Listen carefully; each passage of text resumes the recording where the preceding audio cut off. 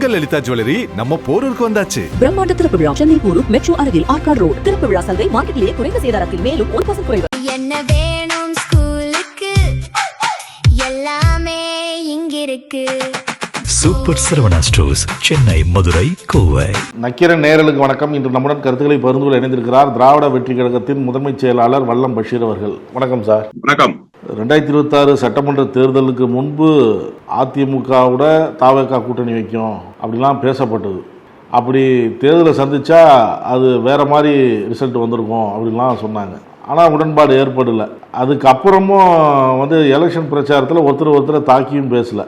ரொம்ப கடுமையான தாக்குதல்லாம் இல்லை. ஒருவேளை தேர்தல் முடிவுக்கு அப்புறம் கூட்டணி வைக்கிற மாதிரி இருந்தாலும் எதுக்கு அப்படின்னு சொல்லிடலாம். அது ஒரு பக்கம். இப்போ எலெக்ஷன் முடிஞ்சு ரிசல்ட் வந்ததுக்கப்புறம் கூட அதிமுக கூட தான் கூட்டணி வைப்பாங்க அப்படிலாம் பேசப்பட்டது. ஆனால் இங்கேருந்து போகிறாங்க திமுக கூட்டணியிலேருந்து. இப்போ அதிமுகவை அவங்க என்னதான் தாவேக்கா என்னன்னு தான் பார்க்குது. இப்போ இப்போ 4 எம்எல்ஏக்கள் இப்போ ராஜினாமா பண்ணி நாங்கள் போயிருக்கிறாங்க. தொழிற்சங்கத்திலேருந்து போயிருக்கிறாங்க. இன்னும் பல நிர்வாகிகள்லாம் போயிருக்கிறாங்க. தொண்டர்கள்லாம் போகிறாங்க அப்படிலாம் செய்திகள் வருது. அதில் தாவேக்காவில் முக்கியமான ஆதவ அர்ஜுனா என்ன சொல்கிறாரு, தாவேக்காவை தான் அவங்க அதிமுகவாக பார்க்குறாங்க, புதிய அதிமுகவாக பார்க்குறாங்க, பல நிர்வாகிகள் இங்கே வர இருக்கிறாங்க அப்படிங்கிறார். அப்போது தாவேக்கா அதிமுகவை எப்படி பார்க்குது தமிழக அரசியலில்? அதிமுகவை உடைத்து சுக்குநூறாக்குவது ஒன்றுதான் தாவேக்காவுக்கு இருக்கிற பிரதான பணி என்பதைத்தான் அதிமுகவினுடைய அந்த இடப்பெயர்வு, அதிமுக நிர்வாகிகளினுடைய அந்த டிரான்ஸ்பர்மேஷன் உணர்த்துகிற செய்தி. இதற்கு பின்னால் தாவேக்கா என்ன நினைக்கிறது என்பதெல்லாம் அல்ல செய்தி. எடப்பாடி பழனிசாமியால் அதிமுகவினுடைய நிர்வாகிகள் என்ன நினைக்கிறார்கள் என்பதுதான் செய்தி. நீங்க தாவேக்கா நினைத்ததை நிகழ்த்தி காட்ட முடியும் அப்படிங்கிற அளவுக்கு தாவேக்கா ஒன்னும் பெரிய ஸ்ட்ராட்டஜிக்கல் பொலிட்டிக்கல் பார்ட்டி இல்லை. இன்னொன்று, அரசியலில் ஆள் அகலத்தை உணர்ந்திருக்கிற கட்சியும் அல்ல. நீங்க நல்லா புரிஞ்சுக்கணும். இப்போது 2 கட்சியும் வேண்டாம் என்கிற ஒரு மனநிலையில் இருந்த வாக்காளர்கள் அதை தாண்டி ஒரு அலை வீசி இருக்கிறது. அந்த அலையில் இவர்கள் நகர்ப்புற வாக்குகளை மையப்படுத்தி ஒரு வெற்றியை குவித்திருக்கிறார்கள். கிராமப்புற வாக்குகள் அல்ல, ரூரல்ல இல்ல இவருக்கு கிடைச்ச ஓட்டு. அப்போ இது தமிழ்நாடு முழுவதும் விஜய் அலை வீசிருச்சு அப்படின்லாம் நீங்க சொல்ல முடியாது. அது ஒரு பக்கம் இருக்கட்டும். அப்ப அதிமுகவை தாவேக்கா என்னவாக பாக்குதுங்கிறது அல்ல, தாவேக்காவை அதிமுக நிர்வாகிகள் என்னவாக பாக்குறாங்கிறது தான் கேள்வி. உங்களுடைய கேள்வியிலிருந்து நான் கொஞ்சம் மாறுபட்டுறேன். இப்போ தாவேக்கா என்கிற அந்த படகுதான் நம்மளை கரை சேர்க்கும்னு திமுக எதிர்ப்பு மனநிலையில் வார்ப்பிக்கப்பட்ட அதிமுகவினுடைய தொண்டர்களும் அதனுடைய முக்கிய நிர்வாகிகளும் கருதுறாங்க. திமுகவுக்கு போக மாட்டாங்க சார்.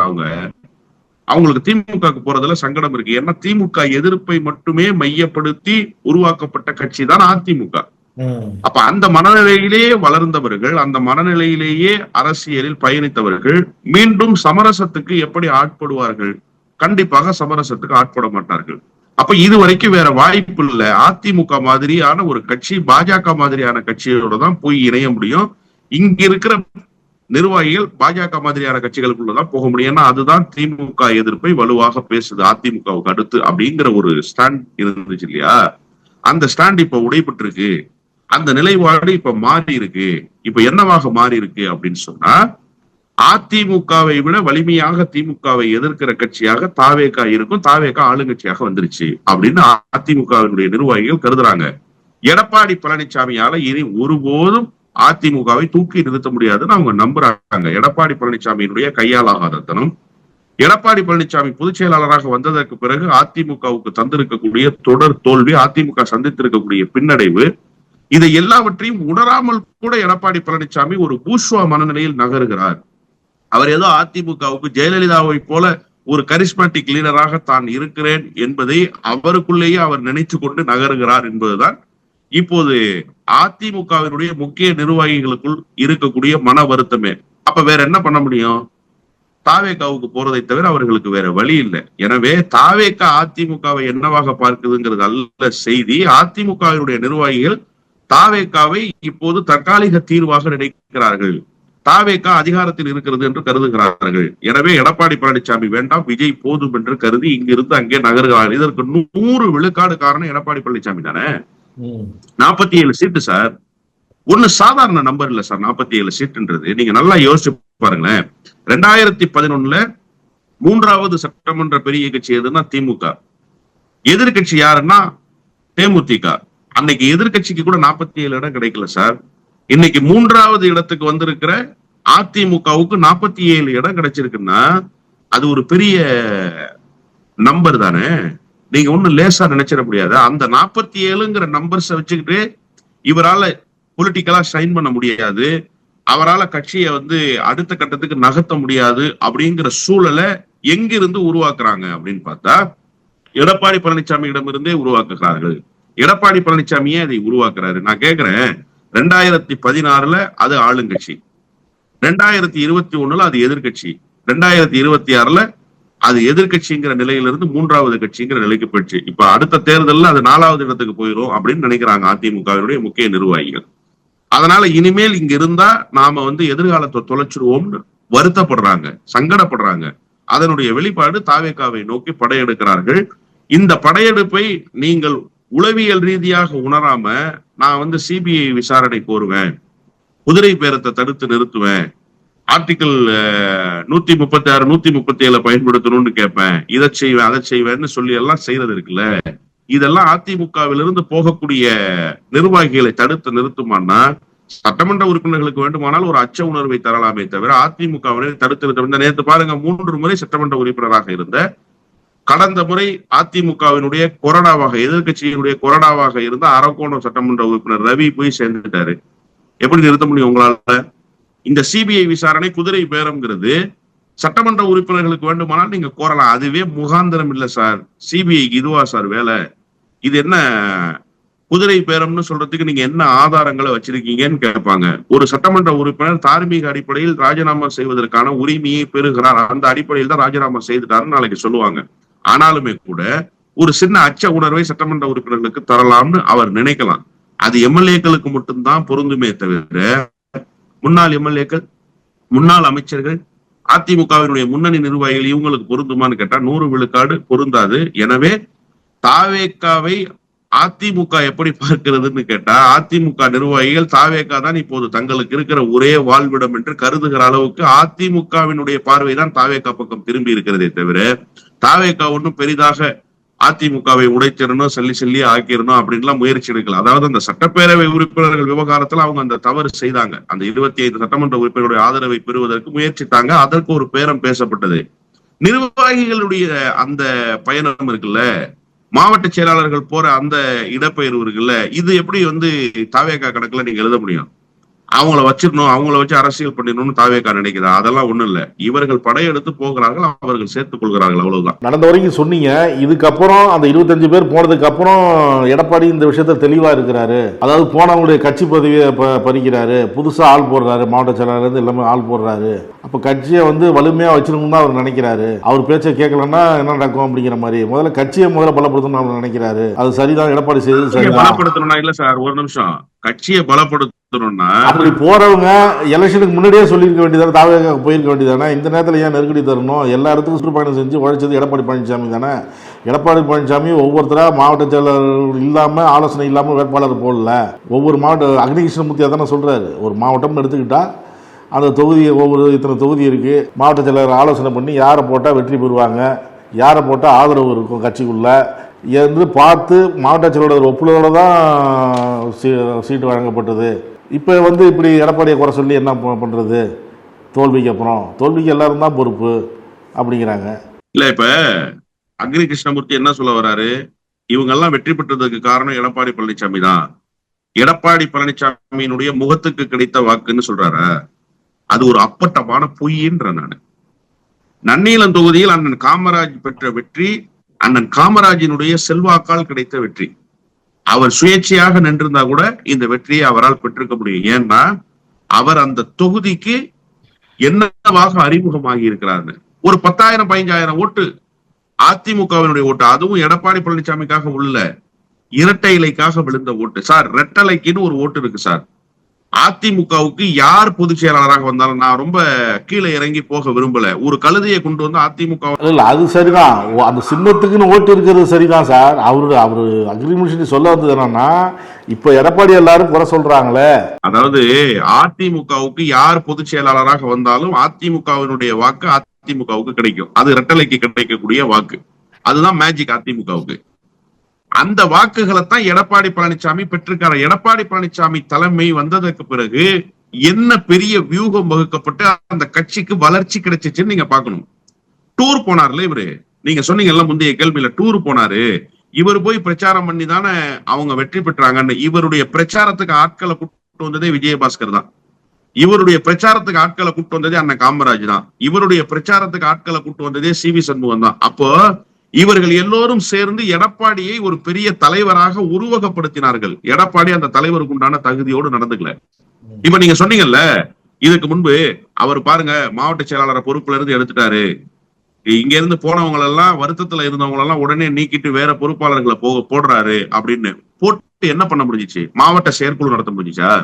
ஒரு மாவட்ட செயலாளர் போயிட்டார்ல சார், எடப்பாடி பழனிசாமி அவரை நீக்கிட்டார்ல. தஞ்சாவூர்ல ஒரு மாவட்ட செயலாளர் சார், அவரை நீக்கிட்டார் சார்.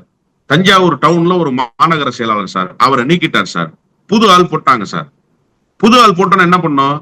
கட்சியினுடைய மாவட்ட செயல் வீரர்கள் கூட்டத்தை போடணும். இதான நடைமுறை. போட்டு கட்சி வலிமையா இருக்கு, எடப்பாடி பழனிசாமியோட தான் இருக்குன்னு காட்டணும்ல. எங்காவது ஒரு மாவட்டத்துல அப்படி ஒரு கூட்டம் போட்டாங்களா? CV சண்முகத்தை விழுப்புரம் மாவட்ட செயலாளர் பொறுப்புல இருந்து எடுத்துட்டாங்க. விழுப்புரத்துக்கு வேற ஒரு மாவட்ட செயலாளர் போட்டாங்க. அந்த மாவட்ட செயலாளர் செயல் வீரர்கள் கூட்டம் போட்டாரா? 10 நாள் என்ன பண்ணிட்டு இருக்காரு? ஏன் இன்னும் அந்த வேலை நடக்கல? திருவாரூர்ல அண்ணன் காமராஜ் எடுத்துட்டாங்க, புது மாவட்ட செயலாளர் போட்டாங்க. மாவட்ட செயலாளர் கூட்டம் நடந்ததா? புதுக்கோட்டையில 2 மாவட்ட செயலாளர் எடுத்துட்டாங்க. நெல்லையில குட்டியப்பாவை எடுத்துட்டாங்க. அதே மாதிரி அந்த பக்கம் எசகி சுப்பையாவை எடுத்துட்டாங்க. புது மாவட்ட செயலாளர் போட்டாங்க. போட்டு கட்சியினுடைய நடவடிக்கைகளை துரிதப்படுத்த முடிஞ்சிச்சான்னு கேட்கிறேன். அப்போ பெயரளவிலான ஒரு நியமனத்தை தான் அவரால் செய்ய முடிந்ததே தவிர கட்சியை வலிமையாக வழிநடத்த முடியல. ஒரு லெட்டர் பேடை வச்சுக்கிட்டு இவர் நீக்கப்பட்டார், இவர் நியமிக்கப்பட்டார் அப்படிங்கிற அறிவிப்பை தான் உங்களால வெளியிட முடிஞ்சிச்சு. கட்சியை கண்ட்ரோல் பண்ண முடிஞ்சிச்சா? கட்சி யாரு பின்னாடி இருக்கு? ஒண்ணு வேணாம் சார். 2 நாளைக்கு முன்னாடி அண்ணன் காமராஜ் வந்து திருச்சியில இறங்குறாரு விமான நிலையத்துல. ஆயிரக்கணக்கானோர் போய் வரவேற்கிறாங்க. ஆயிரக்கணக்கானோர் போய் வரவேற்கிறாங்க சார்.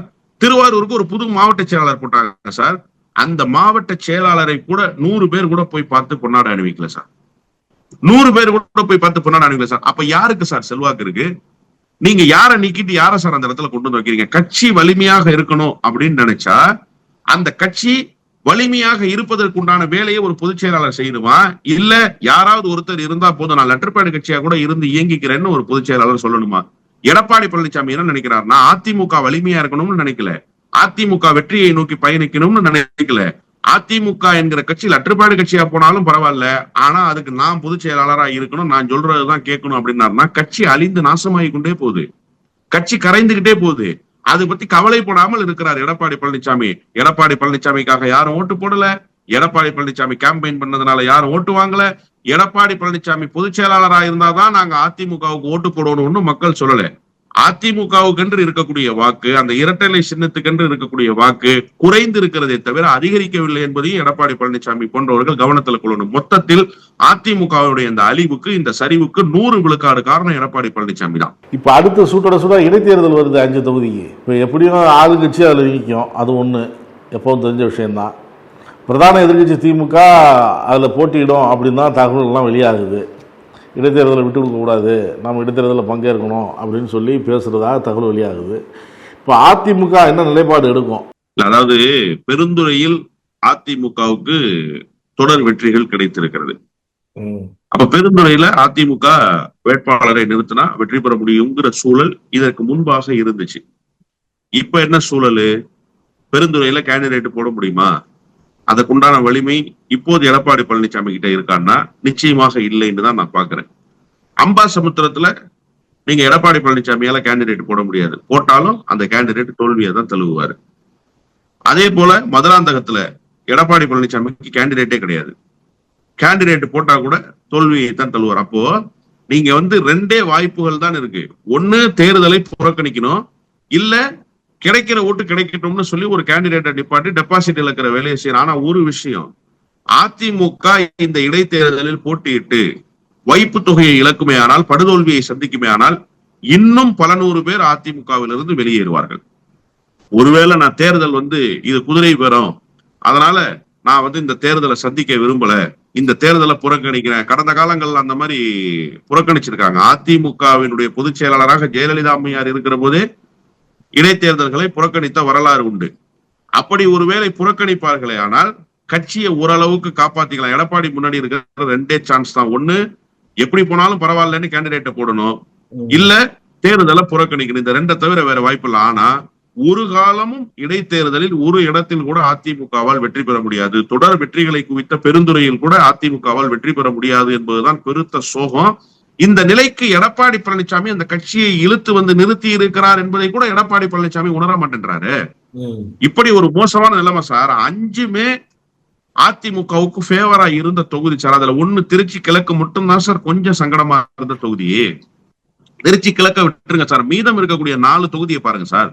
4 தொகுதி அதிமுக வெற்றி பெற்ற தொகுதி சார். இரட்டை இலைக்கு வாக்களித்த மக்கள் சார் மீண்டும் ஏன் இரட்டை இலைக்கு வாக்களிக்க மாட்டாங்க? ஏன், என்ன காரணம்? எடப்பாடி பழனிசாமிக்கு தானே சார் ஓட்டு போடுறாங்க அவங்க. அப்ப மரகதம் குமரவேல் நிக்காம மதுராந்தகத்துல வேற ஒருத்தர் இரட்டை இலையில நின்னா இரட்டை இலைக்கு தானே சார் ஓட்டு விழணும். அப்ப ஓட்டு விழாதுங்கிற சூழல் வரும்னா அதுக்கு காரணம் யாருன்னு நான் கேட்கிறேன். அப்ப எடப்பாடி பழனிசாமிக்கு ஓட்டு இல்ல, இரட்டை இலைக்கு கிடைத்த ஓட்டு எடப்பாடி பழனிசாமியால கிடைக்காம போகுதுன்றதுதான் உண்மை. திருச்சி 2021 முன்னாடி இருந்தவரு இவரு தானே, வெள்ளமணி நடராஜன் சார். நானு ஒரு தேர்தல் 2 தேர்தலை கணக்குல கொண்டு பேசல, தொடர்ச்சியாக பாக்குறேன். திருச்சி 1, திருச்சி 2 இருந்தது.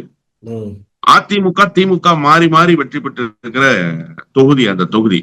ஒரேதான் துணை தெரிந்து அதிமுகவே வெற்றி பெறும் அப்படிங்கிறது. பெருந்துறையில பெரிய வெற்றிகளை தொடர்ச்சியாக பெற்றிருக்கிறாங்க. மதுராந்தகத்துல இடையில ஒரு முறை மட்டும்தான் அண்ணன் நெல்லிக்குப்பம் புகழேந்தி ஜெயிச்சாரு. அதுக்கு முன்பு அதிமுக தான், கனிதா சம்பத்துன்னு நினைக்கிறேன். அதுக்கப்புறம் 2 முறை இந்த அம்மா ஜெயிச்சிட்டாங்க. போன முறை ஜெயிச்சாங்க, இப்ப இந்த முறையும் ஜெயிச்சிருக்கிறாங்க. எக்ஸ்எம்பி காஞ்சிபுரம் எக்ஸ்எம்பி மரகதம். அப்போ அது மாதிரி தொடர்ச்சியாக வெற்றியை பெறுகிற தொகுதி திருச்சி கிழக்கு தொகுதி இல்ல, மாறி மாறி வரக்கூடிய தொகுதி.